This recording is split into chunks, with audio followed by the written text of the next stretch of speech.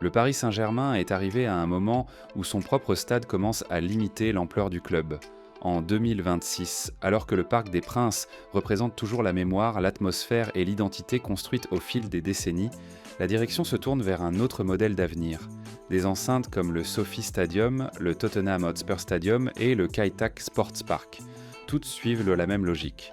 Plus de capacité, plus de technologie, davantage d'usages en dehors du football et des revenus répartis tout au long de l'année.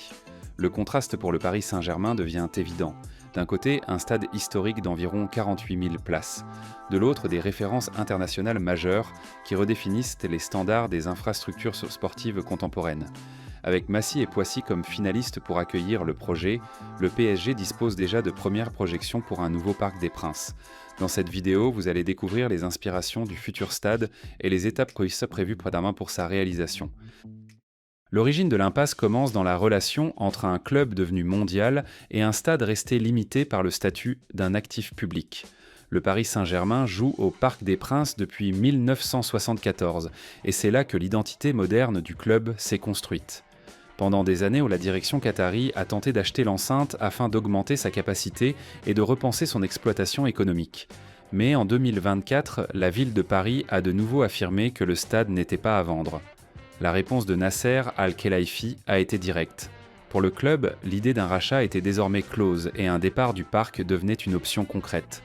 À partir de ce moment, le débat a cessé d'être une simple négociation immobilière pour se transformer en question structurelle sur l'avenir du club.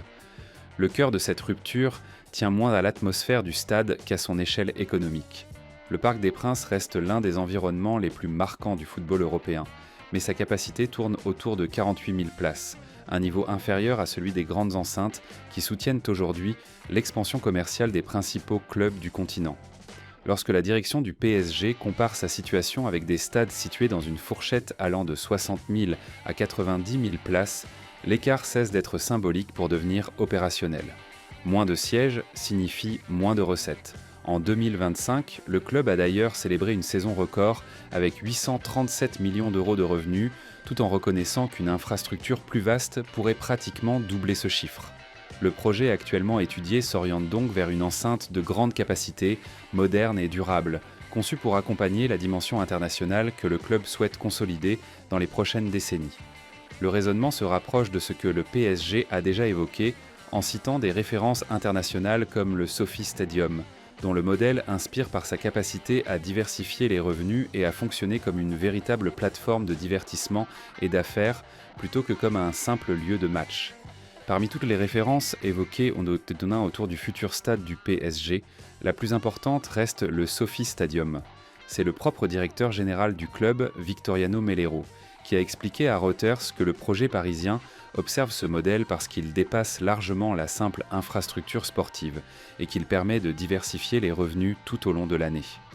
Le Sophie illustre parfaitement cette logique avec environ 70 000 places, une extension possible jusqu'à 100 000, plus de 260 suites de luxe et plus de 13 000 sièges premium, formant une enceinte pensée pour les grands matchs, les méga-événements et une expérience totalement différente du modèle traditionnel. Si le Sophie fonctionne comme une vitrine mondiale, le Tottenham Hotspur Stadium constitue la référence la plus utile pour comprendre la trajectoire européenne que le PSG pourrait suivre.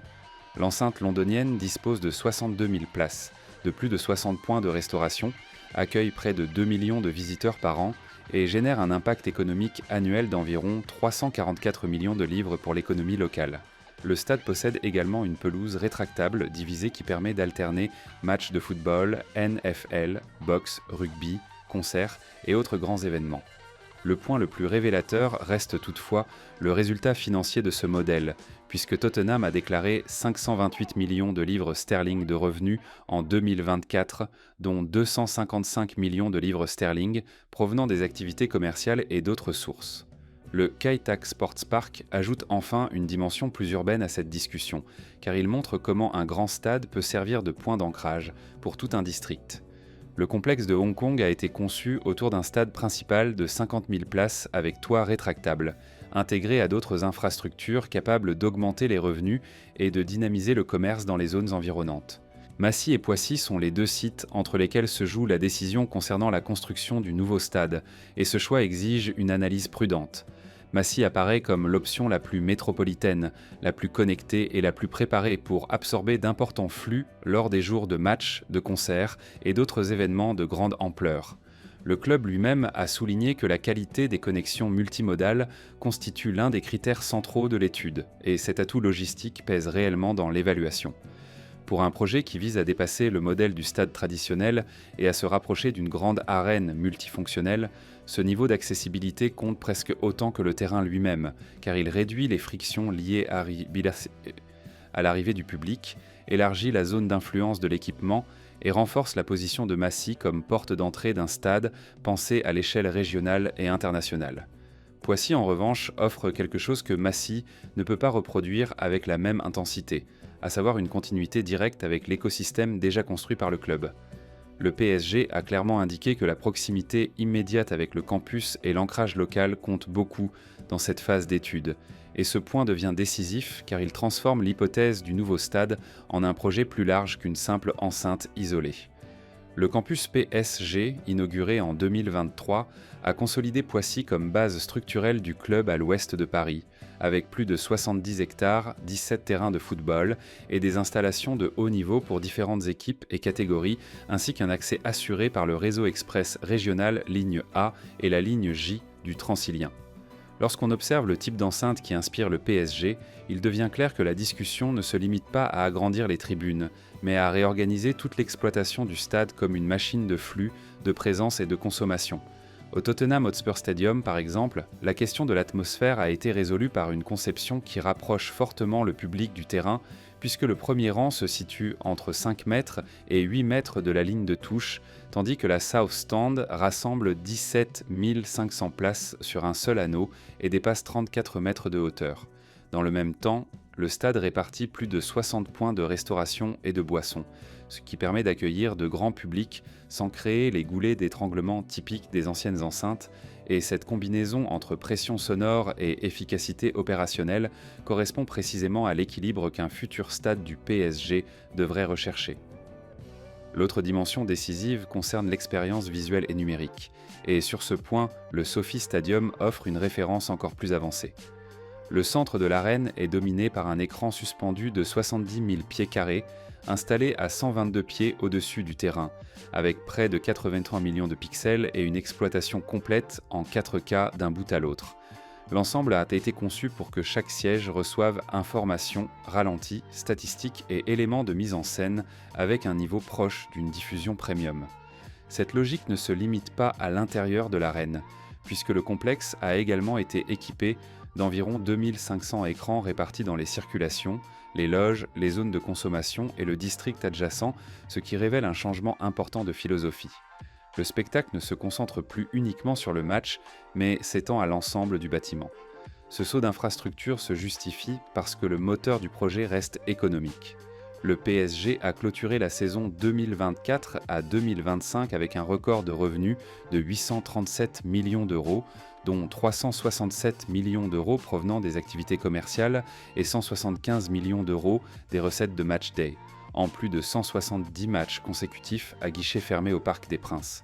Pourtant, le club lui-même reconnaît qu'il continue d'opérer dans un contexte marqué par des recettes domestiques plus limitées et par un stade de capacité réduite. Autrement dit, la marque a déjà atteint une échelle mondiale que l'infrastructure actuelle ne parvient plus à accompagner pleinement.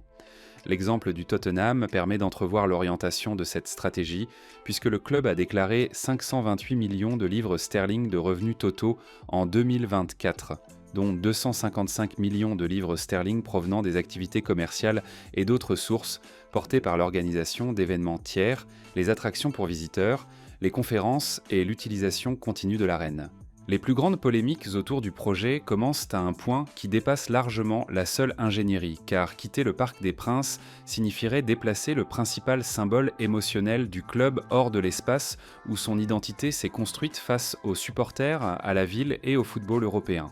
Le risque ne consiste pas simplement à changer d'adresse, mais à affaiblir le lien entre le PSG et l'image de Paris qui accompagne le club depuis des décennies, une inquiétude largement présente dans les réactions des supporters et dans les analyses de la presse française et britannique à propos de cette possible rupture. La dimension politique accentue encore cette tension puisque la ville de Paris maintient sa position de ne pas vendre le stade. Reuters a indiqué en 2024 que la mairie considérait une cession incompatible avec la préservation d'un héritage urbain de la capitale, tandis que le club affirme désormais que sans pleine propriété, investir dans une transformation profonde perdrait tout sens stratégique. L'impasse ne se limite donc ni au prix ni à une négociation difficile, mais à une divergence structurelle entre deux visions. D'un côté, la ville défend le parc comme un actif patrimonial, de l'autre, le PSG souhaite disposer d'un actif contrôlé directement afin de modeler les revenus, les usages et l'expansion sur le long terme. C'est pour cette raison que la menace d'un départ continue aussi de fonctionner comme un levier de pression politique, d'autant que certains observateurs jugent encore possible une réouverture du jeu institutionnel après les élections municipales de 2026. Sur le plan territorial, Massy et Poissy offrent des opportunités évidentes, mais aucune des deux options n'est simple. Les deux nécessitent une acceptation locale, une insertion urbaine cohérente, des solutions solides de mobilité, une intégration avec l'environnement immédiat et un processus d'autorisation qui implique des intérêts publics, économiques et environnementaux. Le Monde a indiqué que le club privilégie des zones disposant d'un bon potentiel de développement et d'une pression plus faible liée à l'artificialisation des sols, ce qui montre que le choix ne dépend pas seulement de la disponibilité d'un terrain, mais aussi de la capacité à intégrer un complexe de grande taille sans provoquer de rejet politique et social dès les premières étapes. Dans un projet de cette ampleur, le stade n'arrive jamais seul. Il entraîne avec lui les accès, les flux, le commerce, la sécurité, les impacts sur le voisinage et les attentes de valorisation, et chacun de ces éléments peut accélérer ou freiner le calendrier réel du projet. Il existe aussi une controverse moins visible, mais tout aussi importante, liée à la culture de consommation qui soutient ce type d'arène. Le PSG souhaite que les supporters viennent plus souvent au stade, arrivent plus tôt, restent plus longtemps et consomment davantage pendant l'expérience. Pourtant, ce comportement, bien qu'il soit courant dans de nombreux modèles américains et anglais, rencontre encore certaines limites culturelles en France, où la sortie au football ne s'organise pas toujours autour d'une longue séquence de divertissement. Cette différence explique en partie pourquoi le projet dépend non seulement du béton et de l'investissement, mais aussi d'une évolution des habitudes qui devra encore être testée dans la pratique. Pendant ce temps, plusieurs points restent ouverts. Les études finales de préfaisabilité à Massy et à Poissy, le choix définitif du site, le programme détaillé des usages, le modèle final de l'arène, la conception exécutive et le calendrier de réalisation. La presse de référence évoque déjà l'automne 2026 comme la période attendue pour la décision la plus importante de toutes. Et vous, que pensez-vous d'un possible départ du PSG du Parc des Princes ? Donnez votre avis en commentaire. Ici, c'est la chaîne La Grande Construction. Laissez votre like, abonnez-vous et regardez la vidéo précédente.